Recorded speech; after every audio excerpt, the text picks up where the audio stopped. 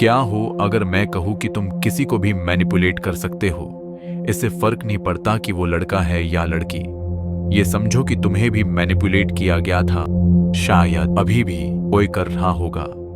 सबसे पहले एक एग्जाम्पल से समझो।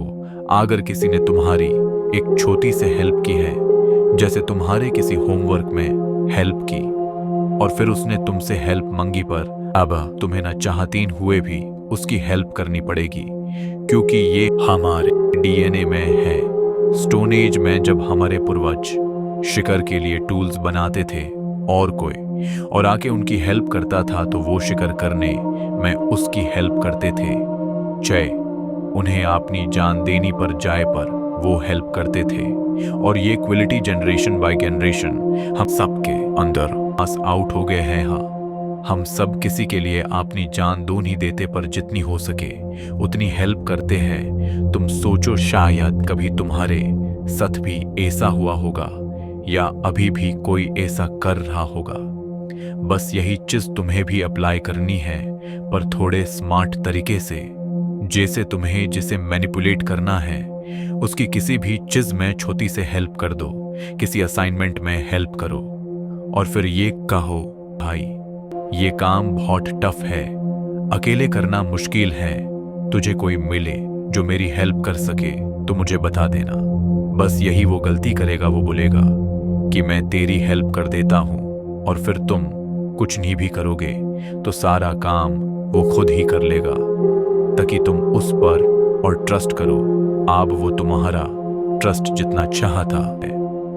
ये सेकंड मैनिपुलेटिंग ट्रिक है आगर, और ये मैं आपने पर्सनल एक्सपीरियंस से बता रहा हूं। मेरी एक बार आपने स्कूल में लड़ाई हो गई थी, तो उस समय में किसी को जनता नहीं था, तो पता है मैंने क्या किया।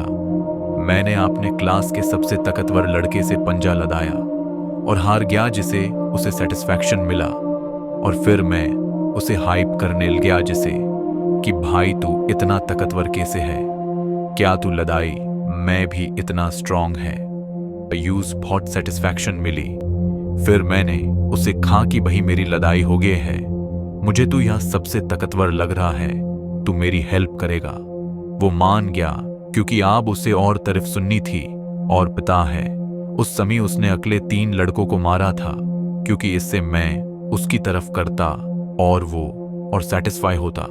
तो ऐसा तुम भी कर सकते हो अपनी क्लास में। ये ट्रिक नंबर 3 है।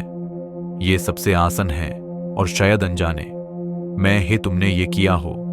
अगर तुम्हें 100 रुपए चाहिए तो आपने किसी दोस्त के पास जाओ और 500 रुपए मांगो। वो ऑब्वियसली ना है करेगा, पर फिर तुम कहो कि चल 500 नहीं है तो 100 है रुपये दे दे, बाकी मैं कहीं और से ले लूंगा।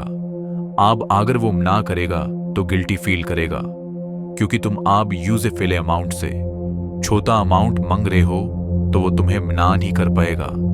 पर इन ट्रिक्स का कभी भी गलत यूज मत करना, बिकॉज कर्मा इज रियल।